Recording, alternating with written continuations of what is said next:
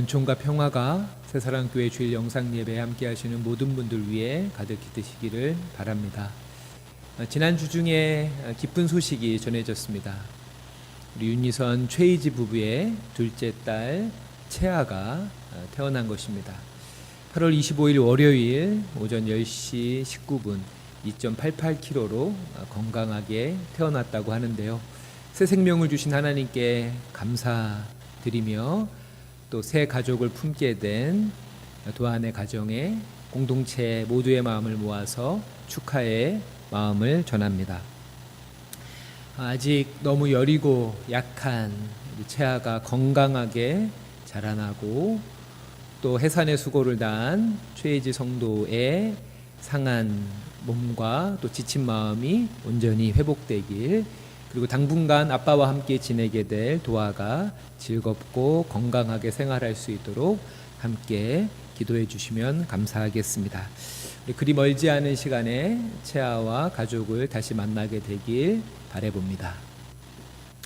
오늘은 함께 읽은 마태복음 12장 43절로 45절을 본문으로 해서 악한 세대가 이렇게 되리라 라는 제목의 말씀을 잠시 나누도록 하겠습니다.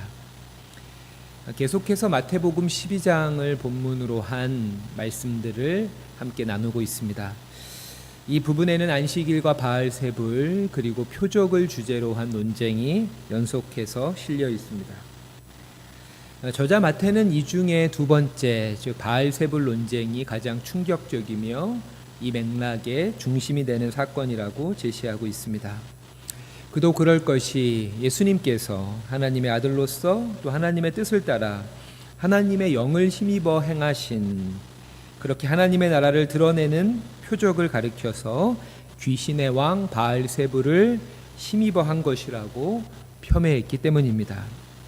이 황당하고 너절한 공격 앞에 주님은 잠잠히 침묵하지 않으시고 적극적으로 대응하십니다.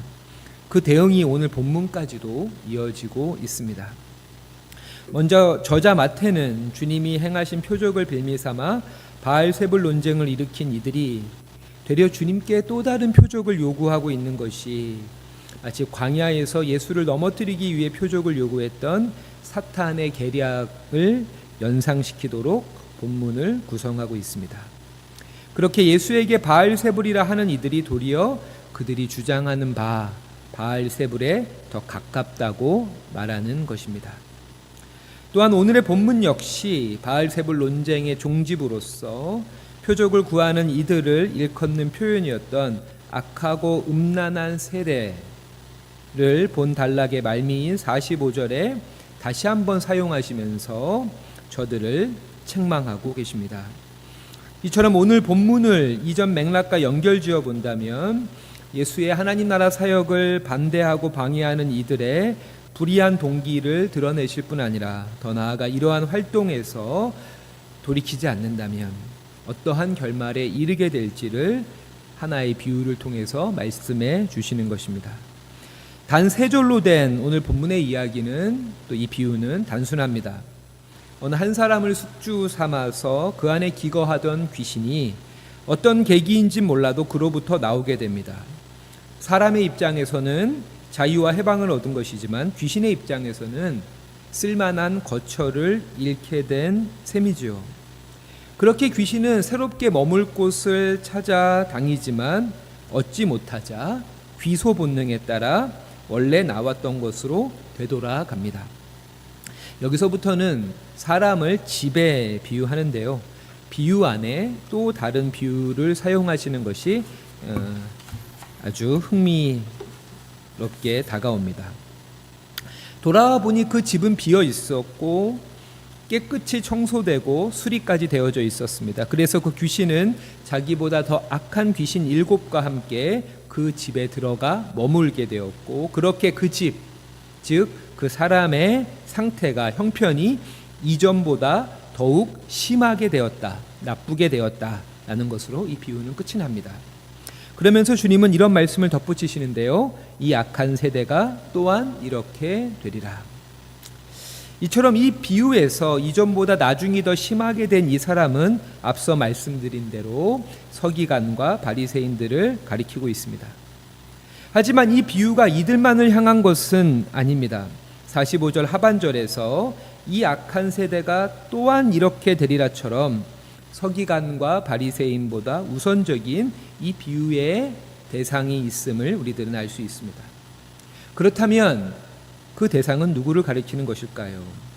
아마도 이는 앞선 22절에서 주님의 능력으로 귀신으로부터 자유케 되고 또 다시 보고 다시 말하게 된 바로 그 사람을 가리키는 것일 것입니다. 요한복음 8장에는 잘 알려진 하나의 사건이 기록되어져 있습니다. 주님이 성전에서 백성들을 가르치고 계실 때에 오늘 본문과 마찬가지로 서기관과 바리새인들이 음행 중에 붙잡힌 여자를 끌고 와서 주님 앞에 또 백성들 앞에 세웁니다.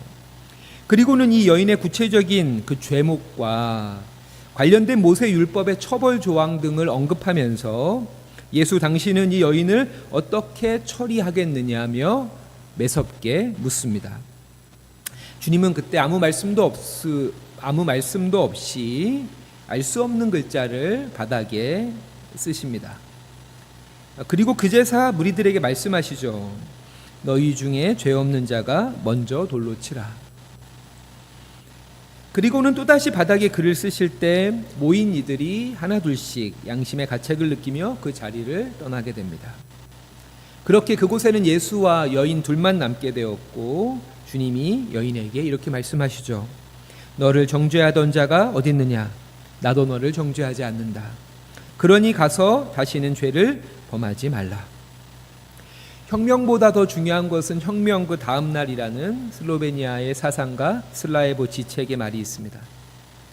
현실의 체제를 뒤집는 엄청난 사건 뒤에도 여전히 많은 이들이 옛 삶의 방식을 고수하기 때문에 새로운 세계가 도래하기 어렵다면서 혁명의 열기가 식어진 후 돌아가 마주한 일상의 자리가 혁명보다 더 중요하다는 뜻입니다. 그렇기에 세례 요한 역시 요단강에서 죄를 자복하며 세례를 받는 무리들에게 회개에 합당한 열매를 맺으십시오 라고 말하고 있습니다. 이 말씀을 많은 사람들이 즐겨 읽는 영어 성경 번역인 NLT는 이렇게 번역하고 있습니다. 당신이 죄를 회개하고 하나님께로 돌아섰다는 것을 당신의 삶의 방식을 통해 증명하세요. 하나님께서 열매 없는 회개를 싫어하시는 것은 말뿐인 회개를 반복하는 것이 회개를 하지 않는 것보다 나쁠 수 있기 때문입니다. 이와 같은 습관적인 회개는 자신으로 하여금 나는 이미 용서받았고 또 의롭게 되었다라고 확신케 하며 이러한 그릇된 확신은 자기 성찰의 능력과 변화의 의지를 완전히 소멸시키기 때문입니다. 더 나아가 타인을 향한 비난과 저주의 칼날은 점점 더 날카로워지기 때문이죠. 이처럼 오늘 이 비유는 귀신으로부터 해방된 사건보다 해방 이유가 더 중요함을 일깨워 줍니다. 이를 현대의 그리스도인들에게 적용한다면 구원 그 이후의 삶에 주목해야 함을 말해주는 것입니다. 그렇다면 그리스도의 은총으로 거듭난 이들이 과거의 삶으로 돌아가지 않고 신앙의 진보를 이루며 살아가려면 어떻게 해야 할까요? 오늘의 비유 안에서 그 길을 찾아보기 원합니다. 먼저 43절입니다. 더러운 귀신이 사람에게서 나갔을 때에 물 없는 곳으로 다니며 쉬기를 구하되 쉴 곳을 얻지 못하고. 거처를 잃은 귀신은 쉴 곳을 찾아 헤매입니다. 여기서 쉬다라고 번역된 원어는 휴식하다는 뜻과 함께 오락을 즐기다라는 의미로도 사용됩니다. 그렇게 개인적으로 귀신이 쉴 곳을 찾는다라는 해석보다는 오락의 대상, 즉 가지고 놀 대상을 찾는다로 번역하는 것이 더 자연스럽다고 생각됩니다. 또한 43절에는 이뿐 아니라 잘 이해되지 않는 표현이 등장하는데요. 그것이 바로 물 없는 곳입니다. 왜 귀신은 물 없는 곳에서 새로운 거처를 찾고 있는 것일까요? 먼저 이 단어를 원어로 보면 비가 내리지 않는 땅이라는 뜻으로 광야를 가리킵니다. 공생애를 시작하시기 전 예수님께서 광야에서 마귀에게 시험을 받기 위해 그곳으로 가셨듯 물 없는 땅, 광야는 사탄이 다스리는, 사탄이 지배하는 영토를 상징하는 은유적 표현입니다. 광야는 생명작용에서 가장 중요한, 물조차 구할 수 없는 황폐한 불모의 땅으로 생명이 자라고 꽃을 피우며 열매를 맺지 못하는 곳입니다. 이처럼 사탄이 물 없는 곳에서 자신의 사냥감을 찾고 있다면 이것을 경계하기 위해서라도 우리는 더욱 우리의 삶의 자리를 진리의 샘이 흐르는 푸른 초장과 같이 만들어야 할 것입니다. 특별히 우리가 함께 신앙생활을 영위하는 새사랑교회가 물 없는 땅이 아니라 이사야의 예언대로 물된 동산과 같은 교회가 되길 함께 기도하고 이를 위해서 함께 마음과 뜻을 모아야 할 것입니다. 이사야 58장 11절입니다. 여호와가 너를 항상 인도하여 메마른 곳에서도 내 영혼을 만족하게 하며 내 뼈를 견고하게 하리니 너는 물된 동산 같겠고 물이 끊어지지 아니하는 샘 같을 것이라. 아멘.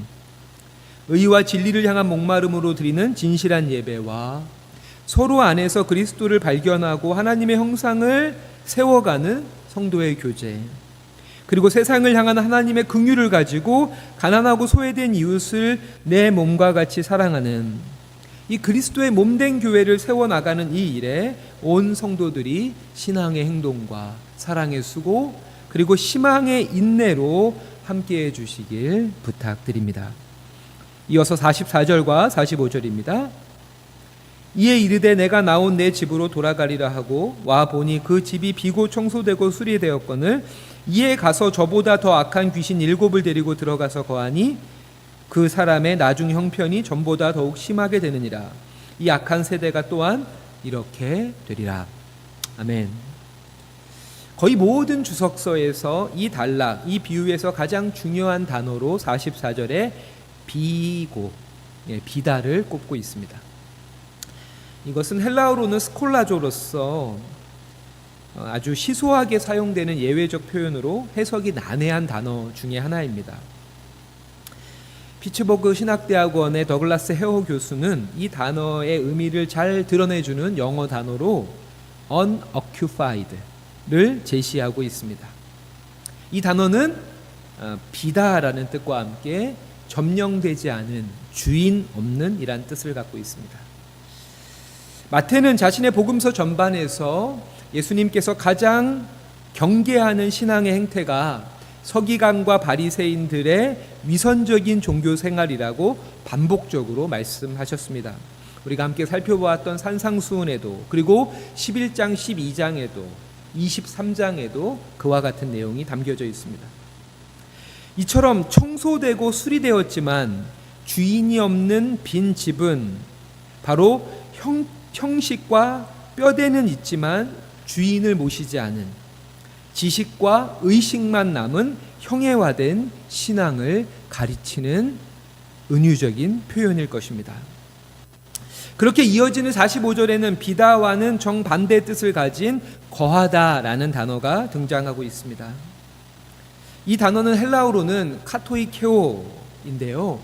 강조의 의미를 갖고 있는 카타와 그리고 거주하다, 점유하다는 뜻의 오이케오의 합성어로서 영구적인 거주, 항구적인 점유를 뜻하는 단어입니다. 참고로 이 오이케오의 어원은 가족과 식구를 뜻하는 오이코스입니다. 하나님이 우리를 성자 예수 그리스도의 십자가 죽음으로 구속하셔서 당신의 소유 삼으시고 거룩한 백성이며 왕같은 제사장으로 부르셨습니다. 무엇보다 우리를 당신의 자녀로, 그리스도의 신부로, 하나님의 가족으로 초대하십니다. 이처럼 신앙생활의 가장 중요한 핵심은 하나님과의 동행입니다. 모든 날, 모든 순간마다 주님을 내 삶의 주인으로 모시고 그분과 동행하기 원합니다. 그렇게 주님께서 우리를 온전히 점유하시도록 내 삶을 주님께 내어 맡기며 그분의 뜻을 이루며 살아갈 때 파밀리아 데이, 진정한 하늘아버지의 가족이 될 것입니다. 이 영광과 축복 가운데 거하면서 물 없는 땅에 하나님의 은총을 흘려보내는 물된 동산 같은 저와 또 우리 새사랑 공동체가 되길 주님의 이름으로 축원합니다. 함께 기도하겠습니다. 자비로우신 아버지 하나님, 어느새 8월의 마지막 날입니다. 유독 무더웠던 지난 여름 삶의 자리에서 애쓰고 수고한 온 성도들을 축복하시고 세 달, 세 계절을 희망과 기대로 맞이할 수 있도록 은총을 내려 주소서. 오늘도 하나님의 말씀을 거울 삼아 우리의 영혼을 비추어 봅니다. 청소되고 수리된 하지만 주인 없는 빈집처럼 우리의 믿음 역시 지식과 의식만 겨우 남아있는 것은 아닌지요. 우리를 찾으시고 또 함께하기 원하시는 주님과 날마다 동행하며 기도와 말씀에 더욱 힘쓰므로 하나님의 뜻을 이루는 물된 동상 같은 삶이 되게 하소서. 생명의 주님, 도안의 가정에 새 생명을 허락하시니 감사합니다. 이제 막 태어난 채아를 눈동자와 같이 지키고 보호하시며 해산의 수고를 다한 최혜지 성도의 몸과 마음을 회복케 하시고 윤희선 성도가 가정의 든든한 울타리로 그 책임을 다할 수 있도록 사랑과 능력을 더하여 주소서. 감사드리며 우리 모두를 물된 동상 같은 삶으로 인도하시는 예수 그리스도의 이름으로 기도드립니다. 아멘.